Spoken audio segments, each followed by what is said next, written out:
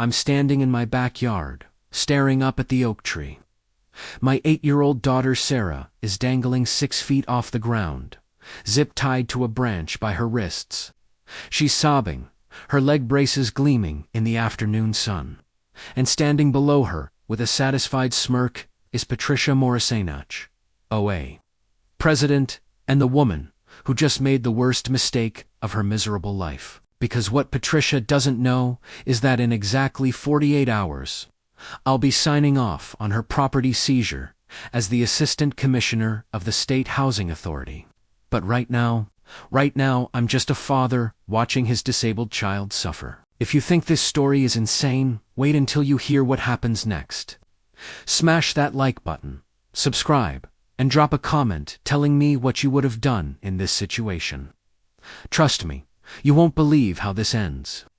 Now, let me take you back to where this nightmare began. This is Oakmont Ridge, gated community just outside Richmond, Virginia, where the lawns are perfect, the houses are identical, and the HOA rules are treated like the 10 Commandments. My name's Michael Torres. I'm a widower, raised Sarah alone since my wife died 4 years ago. Sarah has cerebral palsy, uses leg braces to walk, but she's the toughest kid you'll ever meet. We moved here 6 months ago because the schools are excellent and the neighborhood seemed safe. Seemed being the operative word. Patricia Morrison, 52, bleached blonde hair, designer athleisure wear, that probably costs more than my mortgage payment. She's been HOA president for 7 years and runs this place like her own personal dictatorship. I'm talking measuring grass height with a ruler, fining people for leaving trash cans out 10 minutes too long. That level of petty tyranny, the incident that started everything. Sarah's wheelchair ramp. The doctors recommended we install one on our back patio. Thing fancy, just medical-grade aluminum. ADA compliant. I submitted the modification request to the HOA. Got denied within 48 hours. Reason, aesthetic concerns. Does not match community standards. I'm thinking, this has to be a mistake, right? We're talking about a medical necessity for a disabled child. But Patricia made it crystal clear at the next HOA meeting. Rules are rules. Mr. Torres, we can't make exceptions just because you have a special situation. Special situation, that's what she called my daughter.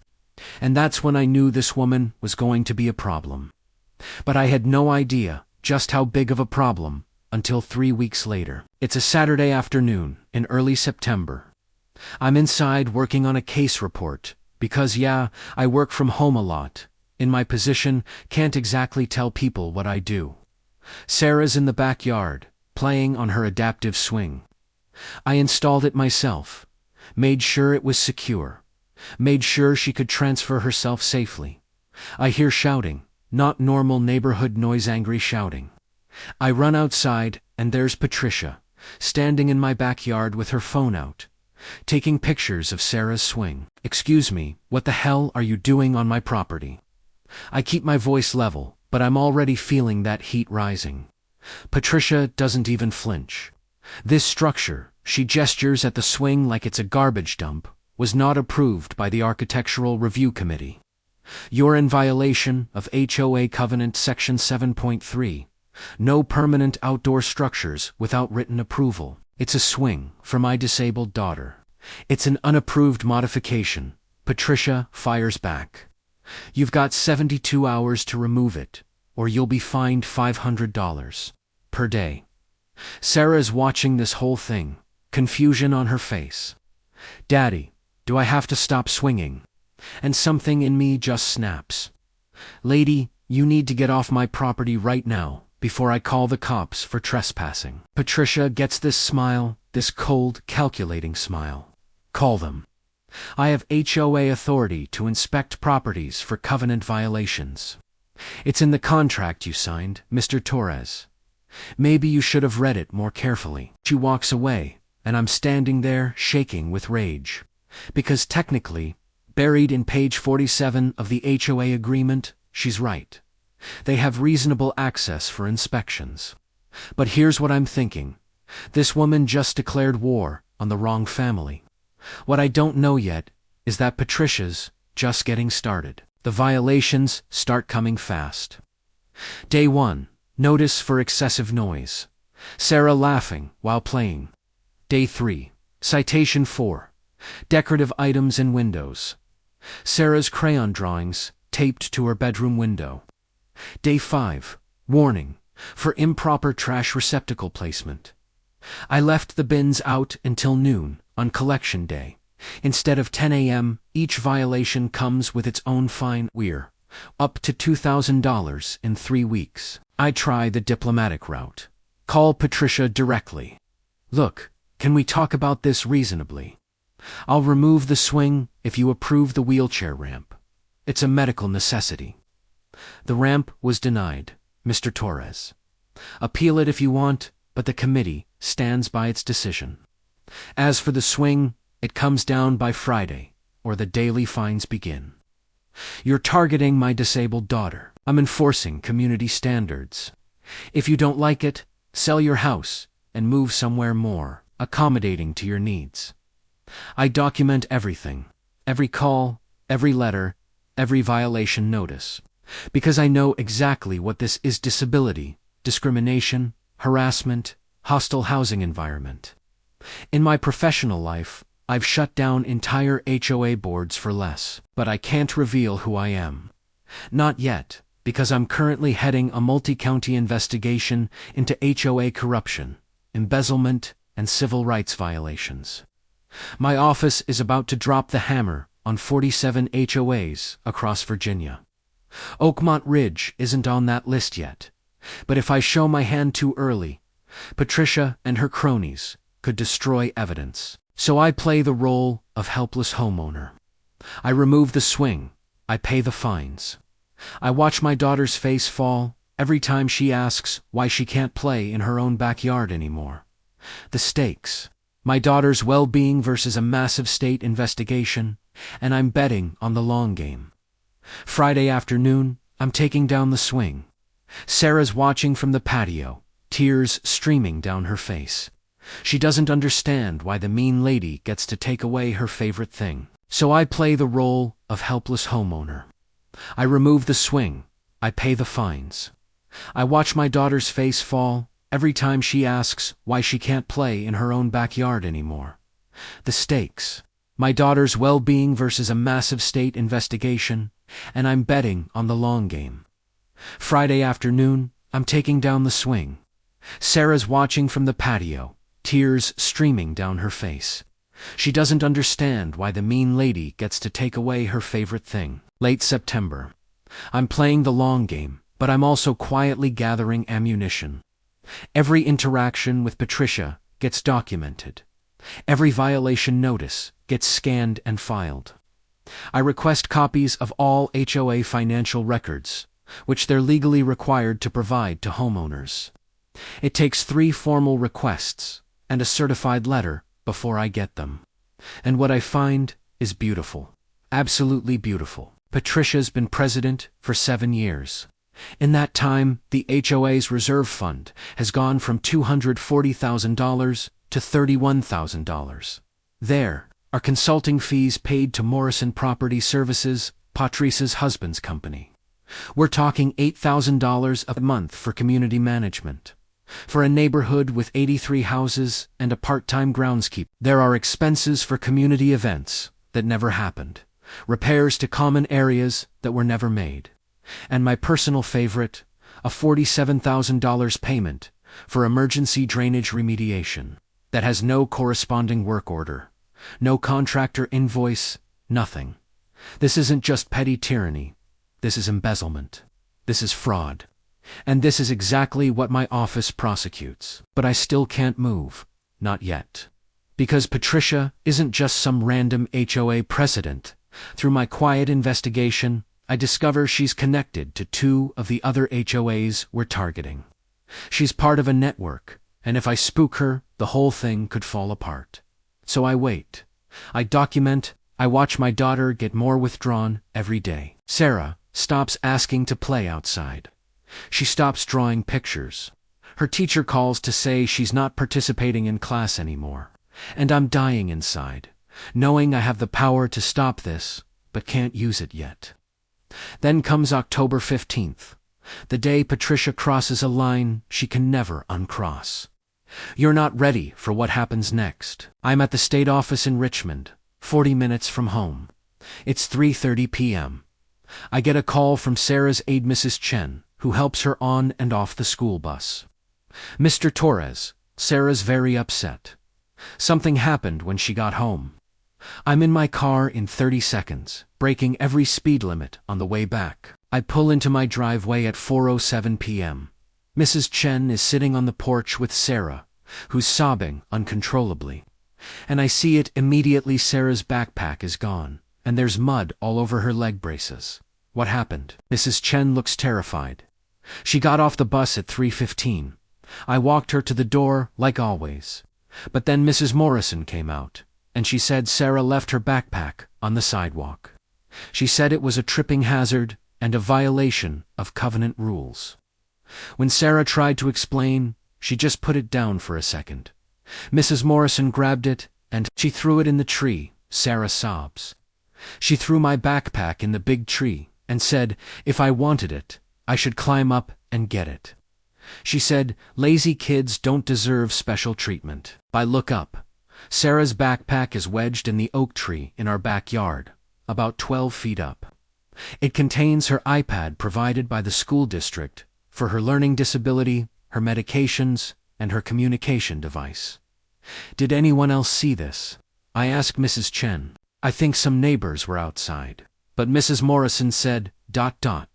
She said if you complained, she'd have you evicted for harassment.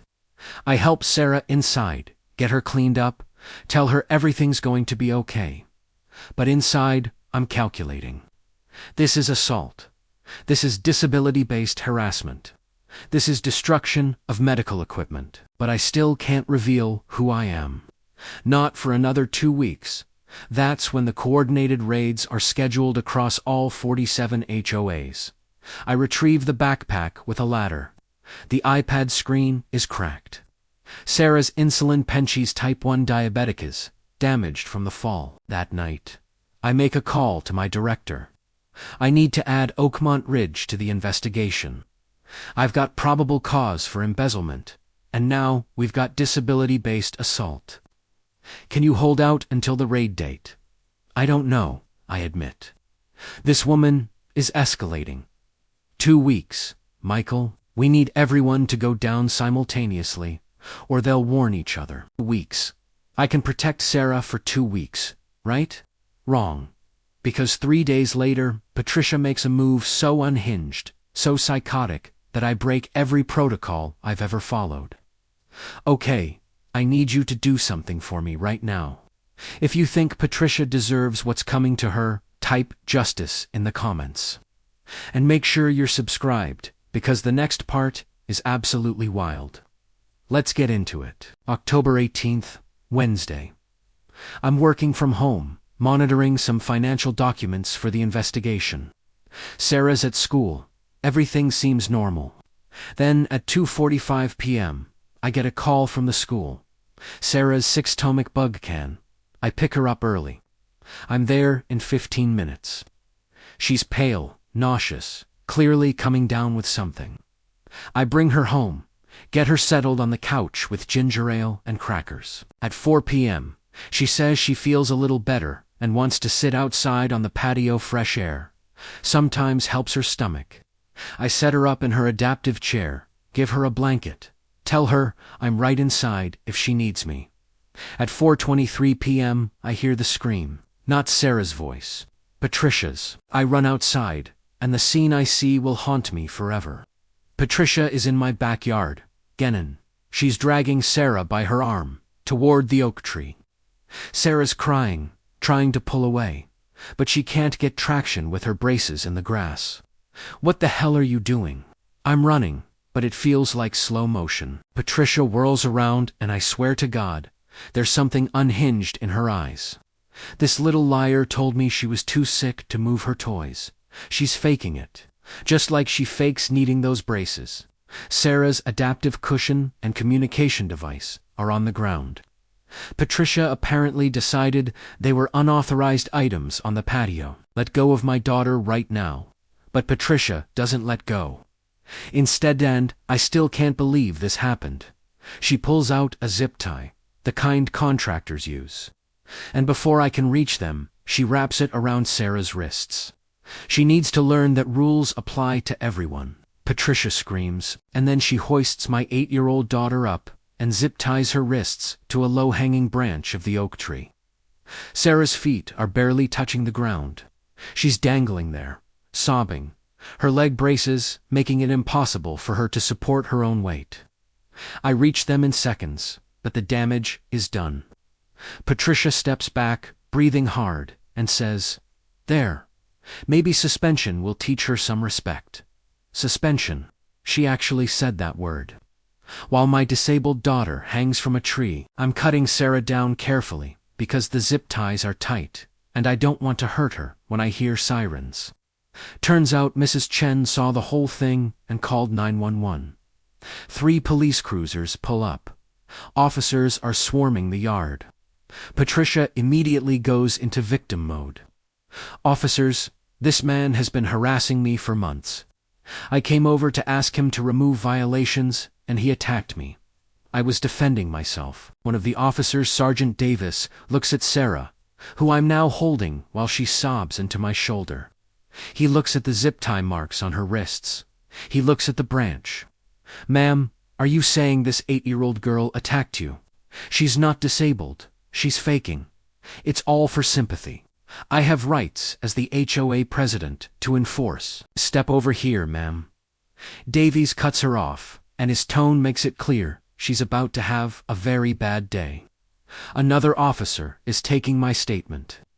I show him the weeks of documentation, the harassment, the violations, the backpack incident, everything. "Why didn't you report this earlier?" he asks. And this is where I have to make a choice. Blow my cover, or watch Patricia potentially walk away with a slap on the wrist. I take out my state credentials. "Officer, my name is Michael Torres. I'm the Assistant Commissioner of the Virginia Housing Authority. I've been conducting an undercover investigation into HOA fraud and corruption. Patricia Morrison and the Oakmont Ridge HOA are now subjects of that investigation. What happened here today is assault, child endangerment, and disability-based hate crime. I need you to arrest her immediately, and I need you to preserve all HOA records as evidence." The officer's eyes go wide.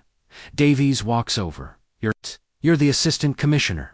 "Yes, and I'm formally requesting that this property be seized as evidence of ongoing criminal activity."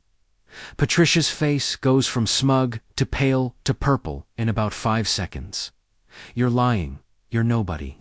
You're just some deadbeat dad who—" Patricia Morrison, Davies says, cutting her off. "You're under arrest for assault, child endangerment, and violation of the Americans with Disabilities Act. You have the right to remain silent, ... As he's reading her rights, Patricia is screaming, "You can't do this. I'm the HOA president. I have immunity. I'll have you all fired. My lawyer will destroy—" "Ma'am, stop talking." Davies snaps the cuffs on. I'm still holding Sarah, who's finally calming down. She whispers, "Daddy, what's happening?" "That mean lady is going away, baby. She's never going to hurt you again." As Patricia is being loaded into the cruiser, she locks eyes with me through the window, and I can see the exact moment reality crashes down on her. She didn't just attack a disabled child. She attacked a disabled child whose father has the power to dismantle her entire criminal enterprise. But here's the thing. I'm not done. Not even close.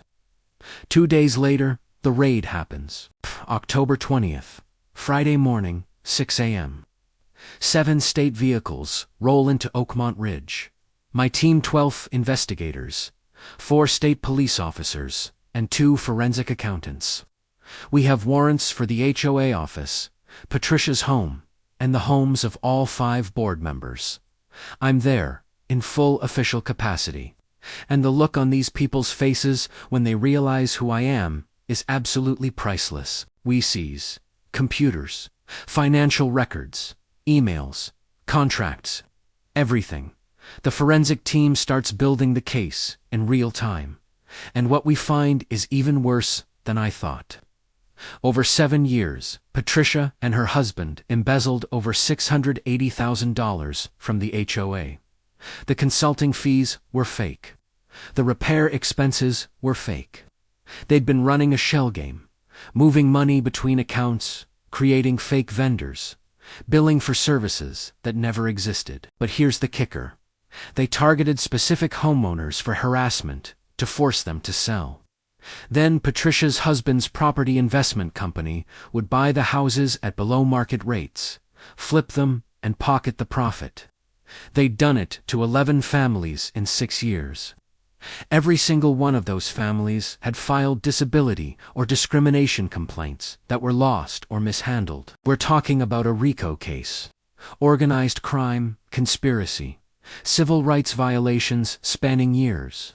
By noon, all 5 board members are in custody. Patricia's husband is arrested at his office. Their assets are frozen. The HOA itself is placed under state receivership, and Sarah, she's at school, having a normal day, because that's all I ever wanted for her. The legal proceedings take 4 months. In that time, here's what happens. Patricia Morrison, sentenced to 8 years in federal prison for embezzlement, fraud, conspiracy, and hate crime enhancements for the disability-based attacks. She serves every day of it. Her husband Gerald, 6 years for conspiracy and money laundering. The other board members, various sentences from probation to 3 years, depending on their level of involvement. The HOA is dissolved. A new community association is formed, one with actual oversight, term limits, and a zero-tolerance policy for discrimination. The 11 families who were forced out. We track them down. 7 of them sue in civil court. They win. Patricia and Gerald's assets, including their $1.2 million, home, are liquidated to pay restitution. The total settlement is $3.7 million. Sarah, she gets therapy. It takes a few months, but slowly she comes back to herself. The school provides a new iPad. Her doctor prescribes a new insulin regimen, and we install the wheelchair ramp. The new HOA approves it in 48 hours. She also gets her swing back. This time, nobody says a word. The criminal case makes national news. I do a few interviews, always carefully, always professional. But the message is clear. If you're running an HOA, like your own personal kingdom, if you're targeting vulnerable families, if you think you're untouchable, you're not. There are people like me watching, waiting, building cases, and when you cross the line, we'll be there. 6 months after Patricia's arrest, Sarah and I are in the backyard. She's on her swing, laughing at something silly I said. The sun is setting. The neighborhood is quiet, peaceful. She looks at me and says, "Daddy, did you always know you were going to stop her?" I think about it. Honestly, no, baby. I hoped I could, but I didn't know when or how. All I knew was that I had to protect you. You did, she says, simply. Then she goes back to swinging. And that's all that matters. Here's what I learned from this nightmare. Power without accountability is just tyranny with a mortgage. HOAs are supposed to maintain property values and build community. But too often, they become tools for petty dictators to make other people miserable. And when those petty dictators target vulnerable people with disabilities, people of color, people who are different, that's when they cross from annoying to criminal. But here's the thing. You don't have to be an assistant commissioner to fight back. Document everything. Know your rights. File complaints with your state's housing authority. Contact disability rights organizations. Get a lawyer if you can afford one, or contact legal aid if you can't. Because the Patricias of the world only win when good people stay silent. And I refuse to be silent. especially when my daughter's well-being is on the line. Patricia Morrison is currently serving year 2 of her 8-year sentence at a federal correctional facility in West Virginia. I heard she's a model prisoner, follows all the rules, doesn't complain. Funny how that works. As for Sarah and me, we're doing great. She's 10 now, thriving in school, made the adaptive soccer team. We moved to a different neighborhood, one without an HOA, just the way we like it. And every evening, when she's on her swing in the backyard, I remember, justice delayed is not justice denied. Sometimes you have to play the long game. Sometimes you have to be patient. But when the moment comes, you strike hard, you strike fast, and you make sure they never see it coming. Thanks for watching. I'll see you in the next one.